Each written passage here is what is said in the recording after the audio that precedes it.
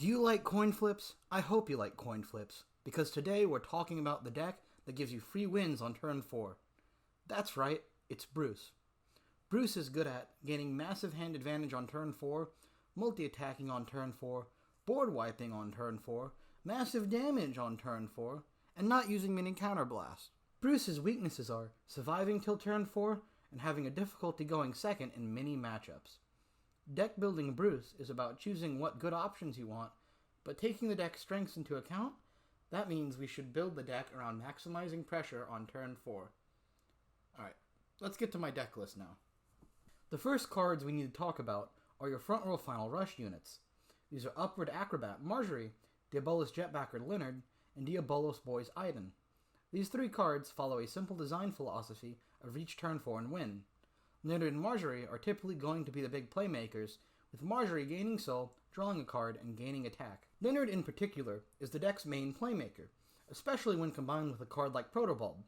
What you usually do with Lenard is force your opponents into guarding for 2 separate units at the same time with his first skill, or they have to take another attack from the unit called out with Lenard's skill. Lenard's ability to force 2 to 4 cards out of an opponent's hand or gain another attack makes him by far the best card in the deck.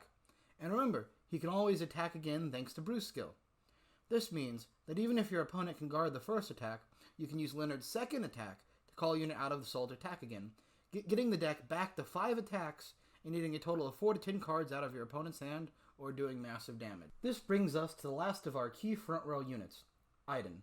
Iden is the worst of the 3 you play by default.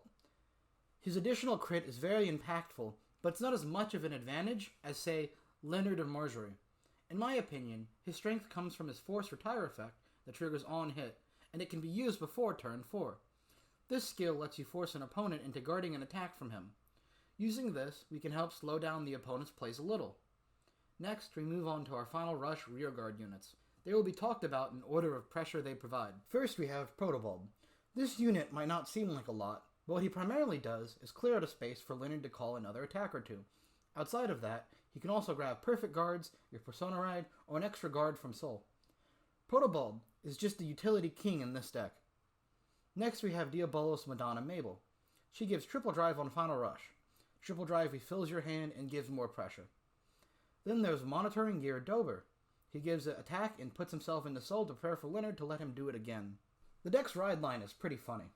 You have the only Forerunner in 2021. Fair warning though, going second against Prison or Eugene, it's quite possible that they'll either retire or imprison innocent Matt, so be careful. Basically, the ride line gives you 4 in Soul and draws 1. Use the Persona Ride for a guaranteed 5 in Soul. Also, Hellblast Full Drive is a card that gives you basically an extra Persona Ride. It's very fun. Now, on the ratios. 4 Majorie, 4 Lenard, and 3 Eden. These are your biggest playmakers, and as such need to be run at almost max, except Eden. He's the least important one. 4 Protobulb, as this is the other half of Lenard's multi-attack combos, it's also the best utility card in the deck outside of Lenard. 3 Hellblast Full Drive, 3 Mabel, and 2 Dober. These are your final rush supporters, and we don't run as many of them at 4 due to the deck's tight space, as well as these cards being useless till turn 4 while not being key pieces. The trigger ratio is 7 crit, 4 front, 4 heal, and 1 over. This is for maximum damage pressure, while still taking advantage off of the new front trigger's guard. Alright, let me offer some general advice about playing the deck. The cards you want to keep in your opening hand are Lenard, Majorie, Bruce, and Protobulb. Typically, I find that Bruce plays pretty similar in every matchup. However, the key to playing Bruce is knowing the differences in playing first or going second. Going first, it's often just best to try and blow them out before they have a chance to finish you off. Holding more tertiary combo pieces in hand like Mabel, Hellblast Full Drive, and Dober can really help going first. Going second, however, it's very likely the opponent is going to have the chance to finish you off. Surviving 2 grade 3 turns from decks like Bastion, Magnolia, and even the Bruce Mirror is very hard. So you're going to typically want to keep more triggers in hand to help guard through it. That's all I have to say about Bruce in this video. I do believe this to be the best deck of the format, but it can run into some trouble going second. Thanks for watching. We have several more deck lists coming out in the future, such as Zorga and Magnolia, so make sure to like and subscribe for that. I've also linked some of our Bruce gameplay in the description below if you want to see this deck in action. Thanks again, and see you next time.